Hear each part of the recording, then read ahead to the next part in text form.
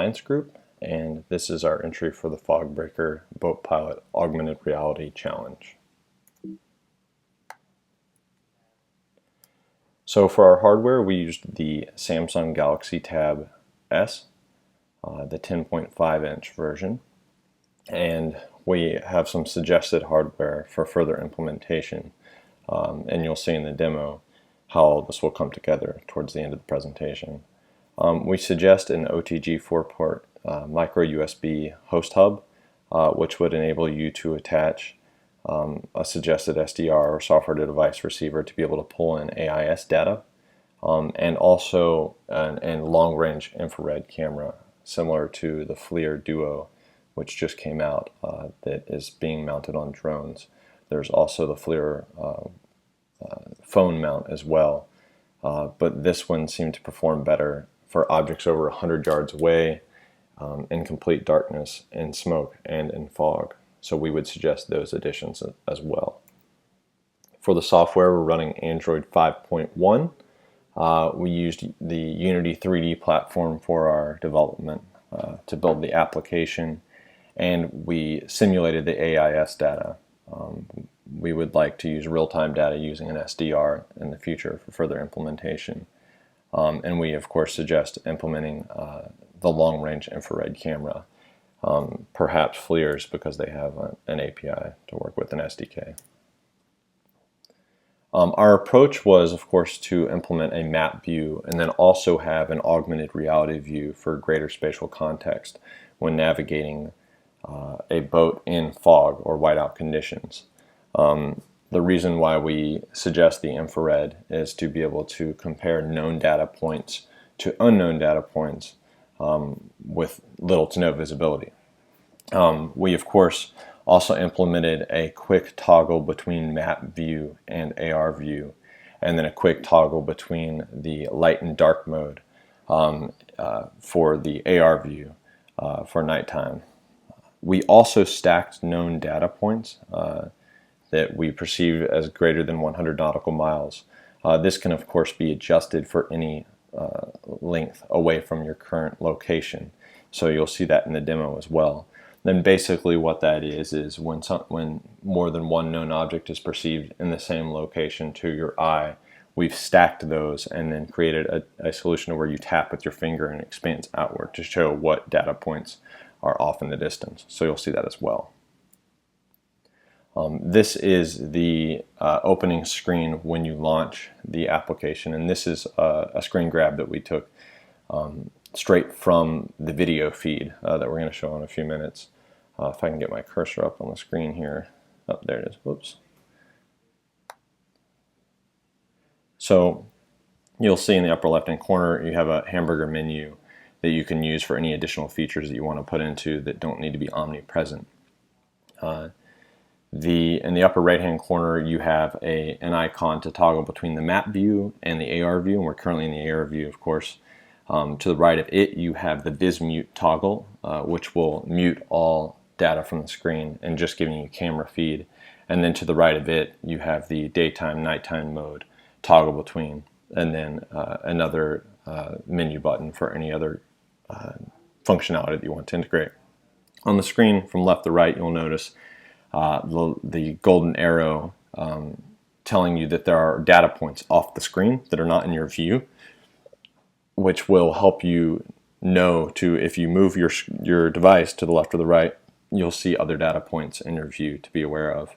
We've created an overlay that can be tied to waypoints, which is the aquamarine looking color, as well as the light green barriers off to the left and the right, to help the pilot navigate with what we call a meatball in the center, which is your center bearing looking straight forward at all times to the viewport of your device, as well as at the bottom giving an estimated time till arrival of your destination based on your speed. You'll also notice that where the number 2 is located, that means there are 2 objects in the distance that are grouped together. Of course, this is simulated data that we put in, so if a user taps that, it'll expand outward and show what objects are in the distance. To the right of it, you'll see an icon with a little ship and a red obstacle there. That means that there's a ship, and that would also be based on known AIS data. In the bottom right-hand corner, you'll see our current location. Yellow means there is a fixed object, so you'll see two of those dots, one on the far left, one on the far right. In the center, that means there is an object heading towards you, and then the green means that there is an object, a known object, heading away from you at your current heading. On our next screen, we have the map view. So in order to get to the map view, you would toggle between the icon at the top and then back.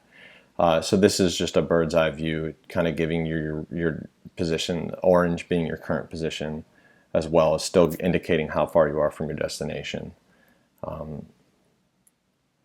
The next screen is the viz mute. So if you were to touch the eye in the upper right hand corner, it kills all data points from the screen and just gives you your camera feed.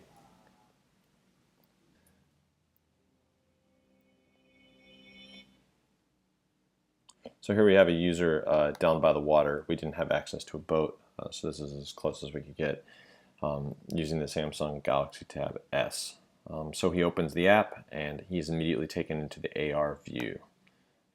Here's a feed of that. So please ignore the orange box at the top. That's just the in-device screen recorder. It's not part of our UI.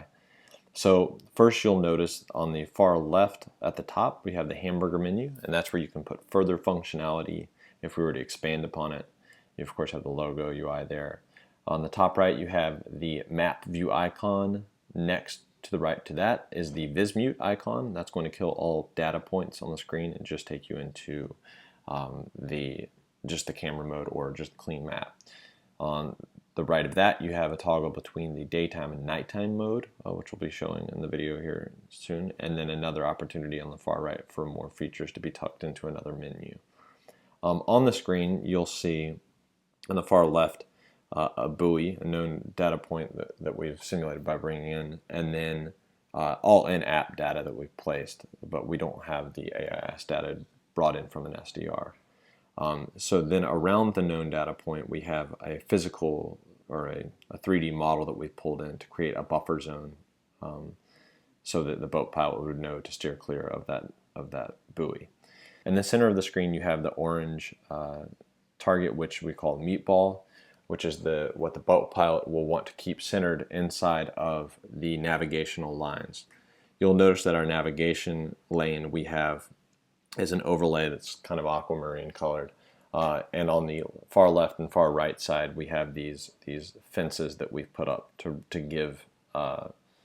allow for some drift in the boat as it's piloted.